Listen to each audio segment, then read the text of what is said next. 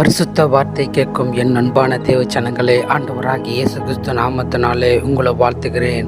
எப்படி இருக்கீங்க? நல்லா இருக்கீங்களா? உங்கள் வாழ்க்கையில் நிச்சயமாக நீங்கள் நல்லா இருக்குவதற்கு அன்பான தேவன் எப்போவுமே ஆண்டவர் உங்களுக்கு கை கொடுத்து உதவி செய்து உங்கள் குடும்பத்தை எப்போவுமே மகிழ்ச்சியாக இருக்க, சந்தோஷமாக இருக்க, எந்த விதத்திலையும் வேதனையான நிலைமையில் விடாத அளவுக்கு கர்த்தர் உங்கள் வாழ்க்கையில் சந்தோஷப்படுத்துகிற அளவுக்கு இந்நாளில் பேசுகிற வார்த்தை என்னவென்றால், அன்பான தேவன் நிச்சயமாக ஆண்டவர் தெளிவாக சொல்கிறாரு.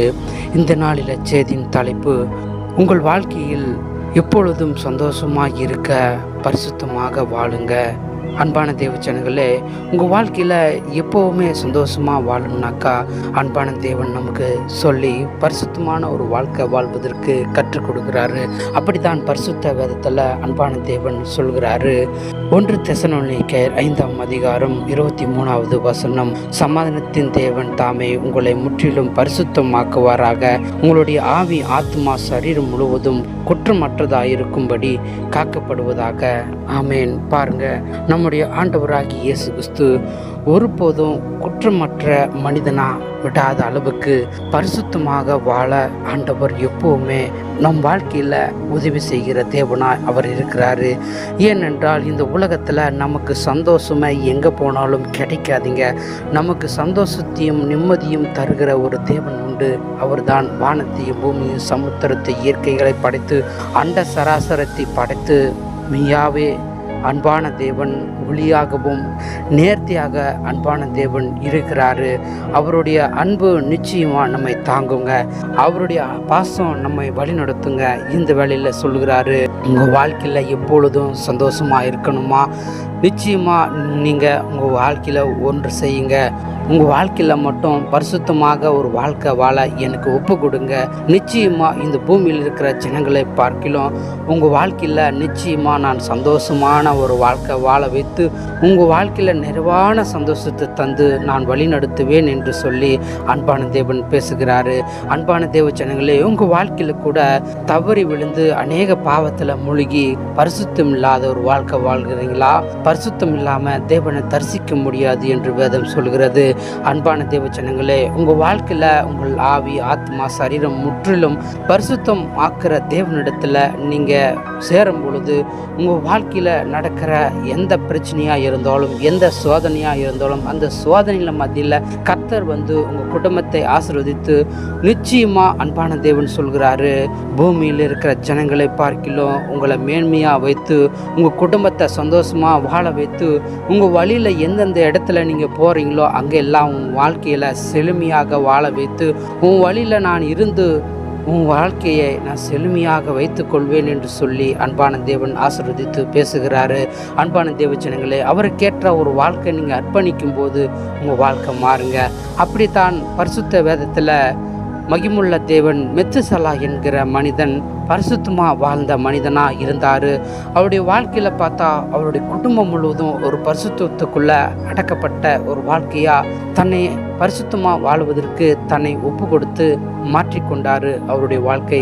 அன்பான தேவ ஜனங்களே, அவருடைய வாழ்க்கை பார்க்கும்போது இயேசு கிறிஸ்து எப்படி வாழ்ந்தார் என்று நாம் கற்றுக்கொள்ளலாம்.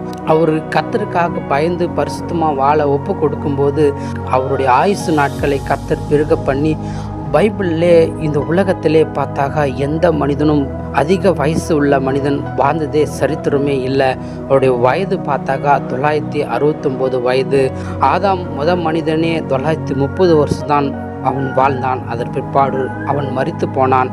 ஏனென்றால் தேவ கட்டளைக்கு கீழ்ப்படியாமல் பாவம் செய்து தேவனுடைய பிரசன்னத்தை விட்டு, தேவனுடைய பரிசுத்தத்தை விட்டு ஆண்டவர் சொல்கிற பாதையை கற்றுக்கொள்ளாமல் ஆண்டவர் சொல்கிற நியாயப்பிரமாணத்தை கைகொள்வதற்கு தன்னை அர்ப்பணிக்காமல் சாத்தான் பேச்சு கேட்டு சாத்தானுடைய குணத்தை போல மாறப்பட்ட ஆதாம் ஏவாள் இன்னைக்கு நம்முடைய வாழ்க்கையிலும் அவங்கள போல கெட்ட குணம் மனிதனாக, ஒரு பரிசுத்தம் உள்ள மனிதனாக இல்லாமல் சாத்தான் போல கெட்ட மனிதனாக நாம் வாழ்ந்து கொண்டிருக்கிறோம் என்று மறந்துடாதீங்க.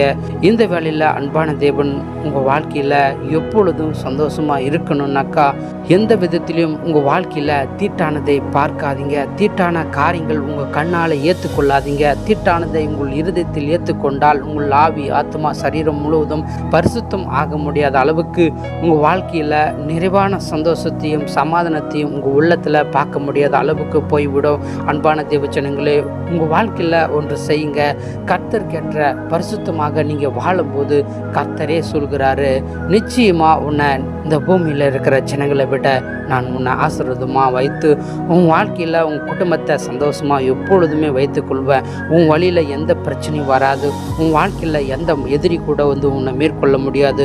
எப்படிப்பட்ட மழை போல பிரச்சனை வந்தாலும் அந்த பிரச்சனை உன்னுடைய பரிசுத்தத்தினால எல்லாம் பயந்து விலகி போகும் என்று கர்த்தர் வாக்கு பண்ணி தெளிவாக சொல்கிறாரு.